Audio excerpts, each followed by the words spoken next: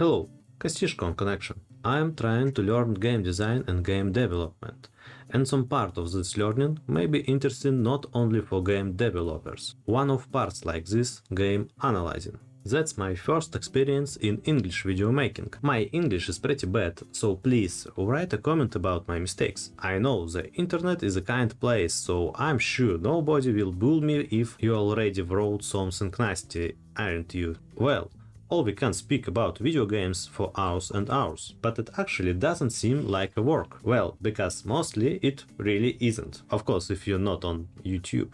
Yeah, we all know that game developers should play different games and analyze them. But what actually means analyzing in this case? Game designers should analyze game to understand why and how it works. Why do players get some experience by the game? What every mechanics, plot twist, art style and mix of them actually do for the game. And when game designers do understand about that, then they can use it in their projects or dodge some mistakes. Another moment. Game designers can't spend a lot of time on one game, if it's not a Genshin, of course.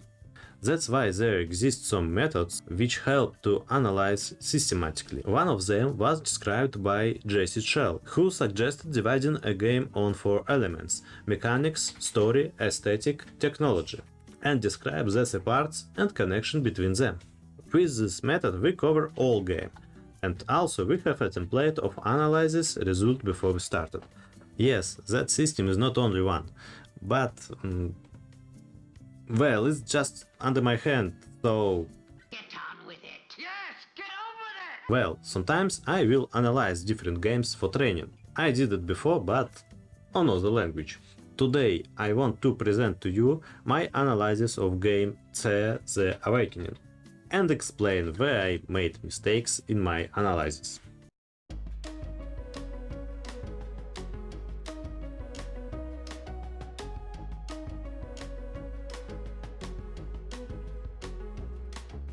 So yeah, it's presentation. Actually, presentation is very useful for documentation, very demonstrative, not only for analysis but also for work documentation, like design documents or art tasks. I even knew a programmer who prefers technical tasks in presentation format. Presentation is cool. Before we continue with this presentation, I should make a little disclaimer. That's my expertise and interpretation. Maybe I didn't do everything well. Please live with that. Here 17 pages for not actually full review. First slide, of course, title. Always take responsibility for your work. Sign that. Second, get the idea of game. Generic description. Thea created by Muhak Games Command. It's strategic turn-based surviving game with roguelike elements in post-apocalypse world based on Slavic folklore. Pretty simple, I think. Mechanics, basically that's rules of game. Dialogue system, fight system, characters, leveling, etc. Usually it's the most important aspect of a game. If we took that in big mashup, mechanics usually define a genre of game. For example, when we spell RPG, in first of all, we usually mean a specific mechanics collection. Some people mean a rocket launcher, but it's another story, I think. Of course, genres in video games are a specific topic, not for today. Here I spent the whole page on description general mechanics. Actually, part of this information is better left for generic description at the start. But most part of this information not relative actually. So, core gameplay, something what players do constantly, it's manage expeditions and manage settlements. Managing includes different activities itself. Expeditions can start events at a point of interest. Some events start randomly. Actually, I not include these events and quests in core gameplay, only triggering them. I hope to explain later why. Another expedition activity, gathering resources. You stay on campaign and start collecting resources which are located nearby. And we shouldn't forget about managing meals and fuel. Yeah, managing supplies and gathering. These two activities exist in settlement management too, but there we also can crafting items and constructing builds. And actually, this mechanics is core of gameplay. Secondary mechanics. You do that, but not so often as core gameplay. First of them, quests and events. Events that you met accidentally or come there with your will. It may be marked as question sign on map, or as enemy, or event just happened without any prediction. You know, as in real life, quests contain some story, in the road movie style, and simple quest tree. Some choices where you can know something about world or trigger ability check. Ability check, it's card game, which like on Gwent in philosophy. Like in Gwent, the major part is to locate your cards in some right subsequence and watch on the result. Yes, here we didn't count points. Here all cards should be destroyed on one of sides, but your business just locate cards. And what a little bit strange for me, doesn't matter is you fighting or its ability check on intellect, strange, something like that. It's still this game. Next slide about RPG mechanics. Leveling of your characters driving automatically. You can choose class of character only if this one grows up in your village. Mostly about what you will worry and on what you have influence characters equipment. Another secondary gameplay mechanics. Research. In game we have 3 research trees: gathering, craft and constructing. We open new resources for gathering and new templates for craft and building. Research points we gain from events and quests, but most part from craft. Better craft something every turn, even if it's unuseful wooden shields. And in the end of mechanics description, we can say about metagameplay. Usually we heard about metagameplay in mobile games or in connection with free-to-play. But I think roguelike mechanics is meta too. It's something what happens not in gameplay moments. And how you could understood, I didn't play a lot in this game. That's point of my training. I haven't time for long playing, I haven't time for big research. So I can't say something smart about roguelike mechanics in this game. But I think these mechanics not so important in this game as in other roguelike games. Finally, we finished with mechanics. Yes, it was just a description of the game, without connection with other aspects. And actually that's a mistake. I did this because I thought we should describe the most independent part of the game for make skeleton of analysis. And that's silly. I will try to explain it later. Story, narrative or even context. It includes plot and lore and scenario. I understood it like description of the world which modeled in the game. Very generic but full definition, I think. And in analysis I called this one independent part too. But now I think we can find connection with technologies. Look, it's very foggy way. But what if we include in technologies part not only game engine, but also resources? And you know what most important resource in game dev, maybe after funds and money? It's the experience of a team. And experience in game dev, it's not only skills, it's also some pre-ready templates or work pieces of everything what you did actually. And specialists of Muha games work a lot on CD Projekt Red projects.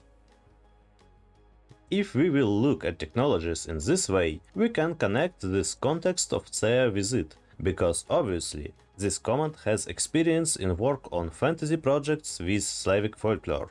It's not bad, I mean. It's even cool when you can see how people bring something from their experience in the game. Sometimes it's even more interesting watching how idea evolve from game to game. So yes, context in this game is a post-apocalyptic world in Slavic folklore decorations. Some side quests has reference to West Europe and Scandinavian myths, but most part West Slavic tales.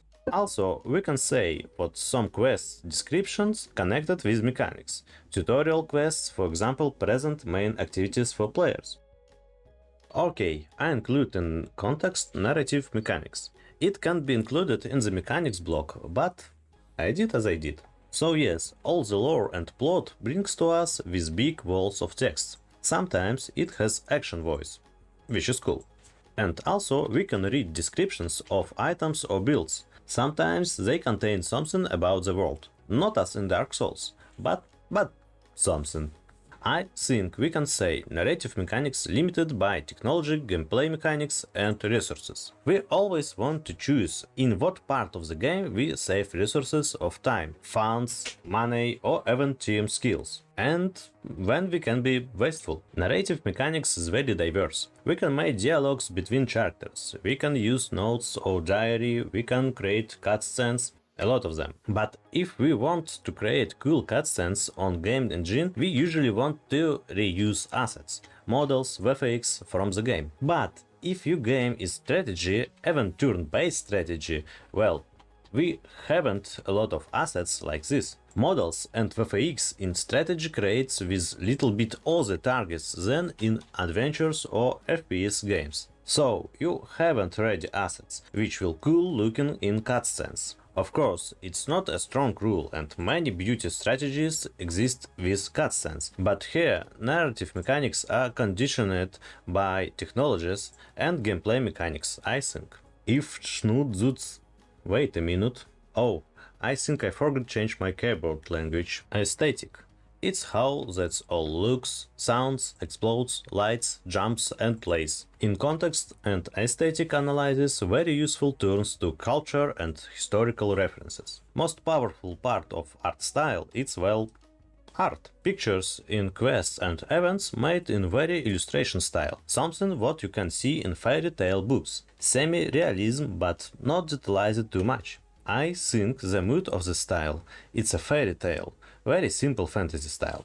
Also, game have pictures of characters. It's even more simpler pictures, it's more like on sketches. But what really cool is voice acting, I think. Yes, there is just one voice actor, but he really plays like a fairy tale narrator, and it's nice combining with illustrations. So yeah, aesthetic is not expensive, but excellent work in combining with narrative mechanics and context in general.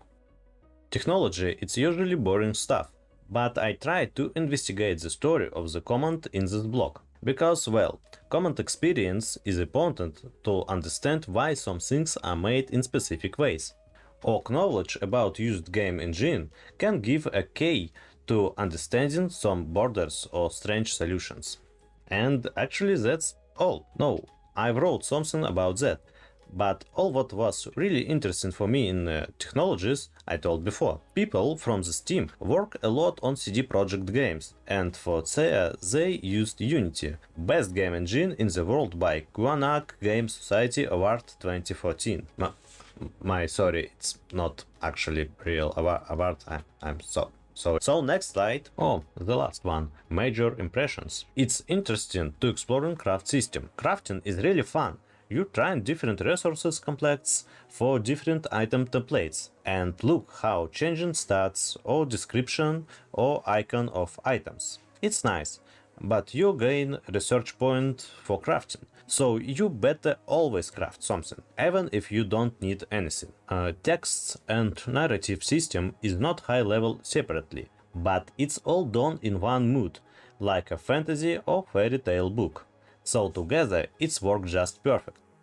Card game is not clear when you just started and not really interested in the future. Also, victory in this card game depends from stats of characters in first, and your skill in this card game often is not relevant. I played on a light level of difficulty, but this game doesn't seem for me fair. Yeah, sometimes it's matter how you locate your cards, but often result can be predicted before the check starts. It really depends from your character's level and equipment. Also, you can meet very hard ability checks in beginning, when you haven't enough time for leveling. And preparing to explore high-level quests took too much time. You should gather in a lot of rare resources from different sides of map, open possibility to create high-level equipment and gain a lot of experience for your characters. Yes, it's roguelike, but honestly, I forgot about that because of the long gameplay. So, that's all.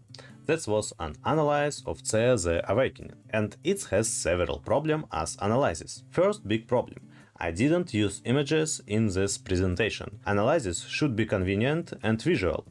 Second problem. I hadn't a clear purpose for that.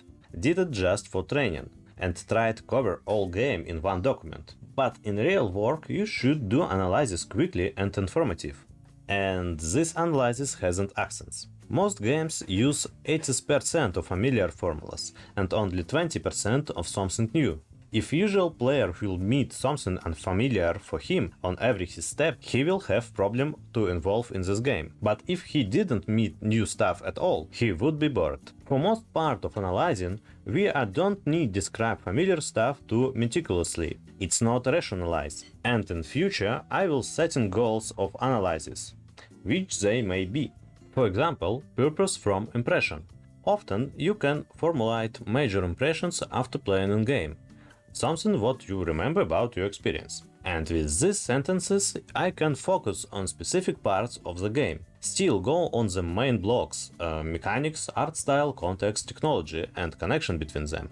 But concentrate only on moments which work on major impressions. It will help understand how this impression made. Was it game design idea or was an accidental case? And then we got information on how to repeat this experience in our games, or avoid that. Another example, purpose from concrete aspects.